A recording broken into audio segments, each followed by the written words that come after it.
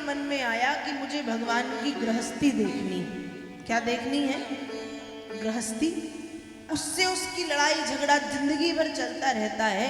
इनकी 16,108 पत्नियां हैं, ये मैनेज कैसे करते हैं? नारद जी के मन में ये आ गया और नारद जी ने कहा मुझे तो देखना है। अब नारद जी द्वारिका आए, भगवान के भवन पहुंचे। अब नारद जी हर जगह आने जाने की छूट। 16,108 रानियां हैं और सब रानियों के अपने अपने कृष्ण हैं, किसी के पास कृष्ण की कमी नहीं है। नारद जी ने देखा। नारद जी कहते मुझे तो इनके घर में थोड़ी सी एक प्रकार से कहना चाहिए आग लगानी, मतलब झगड़ा करवाना है और मुझे देखना है उस झगड़े को ये कैसे संभालते हैं। उसी बीच भगवान गए थे स्वर्ग और जब भगवान स्वर्ग गए, जब भगवान स्वर्ग से लौटे तो लौटते समय इंद्र ने पारिजात का जो फूल है वो भगवान को दिया। भगवान स्वर्ग से आए, आते ही रुक्मणी जी के पास आए, वो पारिजात का फूल रुक्मणी जी के बालों में लगा दिया। अब पारिजात का फूल जब रुक्मणी जी के बालों में लगाया, भगवान फिर अपने काम में व्यस्त हो गए। नारद जी ने वो फूल देख लिया। अब नारद जी को मिल गई कहानी। नारद जी पहुंचे सत्यभामा के पास। सत्यभामा कौन है? सत्यभामा भगवान की सुंदर रानी है और थोड़ी सी अहंकारी ज्यादा है, क्योंकि सुंदर है तो अहंकार है और अहंकार के साथ क्रोध भी है। सत्यभामा के पास नारद जी पहुंचे और सत्यभामा को ऊपर से नीचे तक देखने लगे। सत्यभामा कहे नारद जी क्या आज मेरे श्रृंगार में कोई कमी है?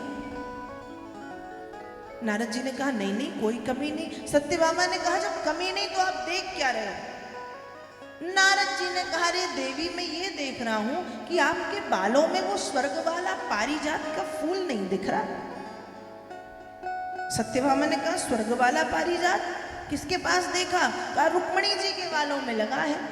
और रुक्मणी जी से पूछा तो उन्होंने बताया कि प्रभु गए थे और फूल लेके आए। तो मुझे लगा कि जब रुक्मणी जी के लिए लाए हैं तो आपके लिए तो वैसे भी लाए होंगे, क्योंकि आप तो सबसे ज्यादा सुंदर हैं। अब सत्यभामा ने जैसे ही सुना तो सत्यभामा एकदम लाल पीली हो गई और चली गई कोप भवन में। भगवान को जब पता चला कि सत्यभामा रूठ करके बैठी है तो भगवान सत्यभामा के पास पहुंचे और सत्यभामा से भगवान बोले कि देवी क्या नाराजगी है, क्यों आप ऐसे उदास हैं?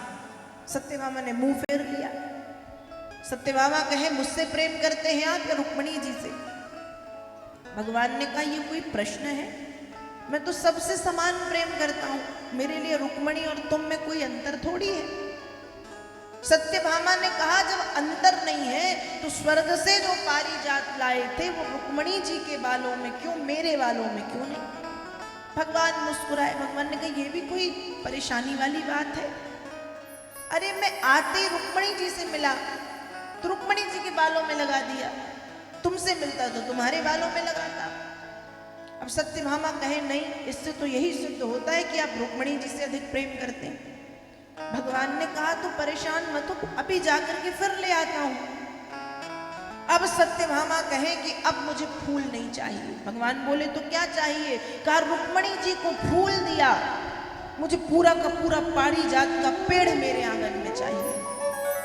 भगवान बोले बनी न समस्या, क्योंकि कल भी मैंने कहा था कि एक बार भगवान से जीत सकते हैं लेकिन पत्नी से नहीं जीत सकते, पत्नी से नहीं जीत सकते। अब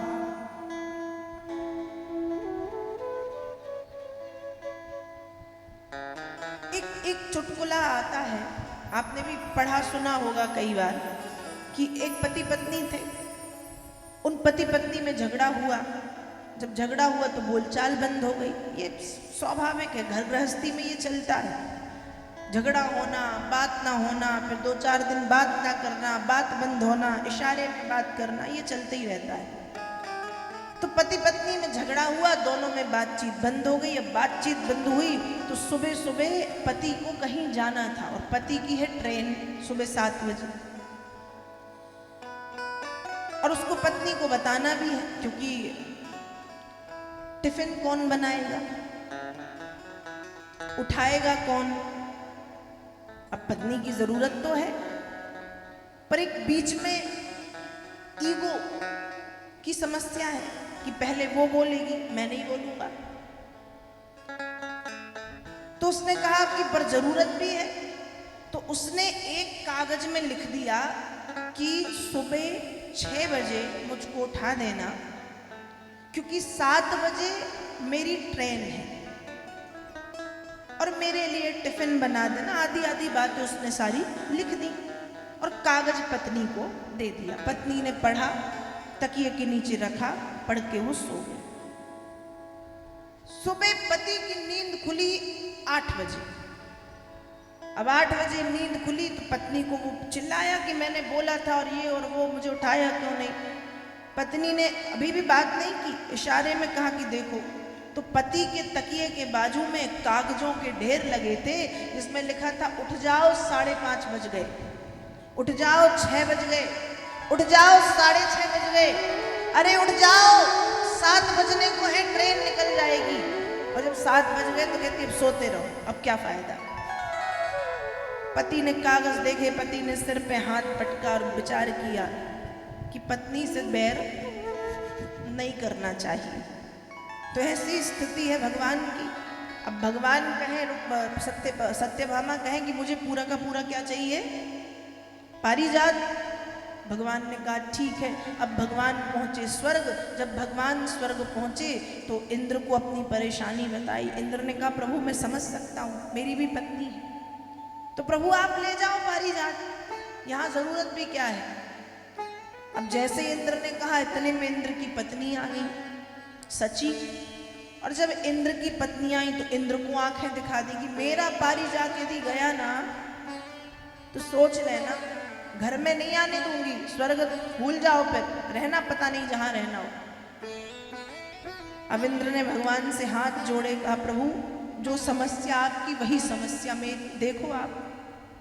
भगवान ने कहा बात तो सही है, क्या किया जाए। कहा युद्ध करते हैं, युद्ध में जो जीतेगा वो पारिजात ले लेगा। और इंद्र को पता है कि भगवान को ही जीतना है, पर इंद्र को ये कहने रह जाएगा ना, पत्नी के ताने नहीं सुनने पड़ेंगे कि मैं हार गया, और भगवान से जीत ही कौन सकता है। अब युद्ध हुआ। अब जब युद्ध हुआ तो भगवान जीते, इंद्र हार गए। फिर भगवान ने पारिजात उखाड़ा और उखाड़ करके अपने सत्यभामा जी के जो कक्ष है उसके सामने जो आंगन है उस आंगन में ला करके लगा दिया कि देखो तुमसे कितना प्रेम करता हूँ। रुक्मणी के लिए फूल, लेकिन तुम्हारे लिए पूरा का पूरा पारिजात में धरती पे ले आया।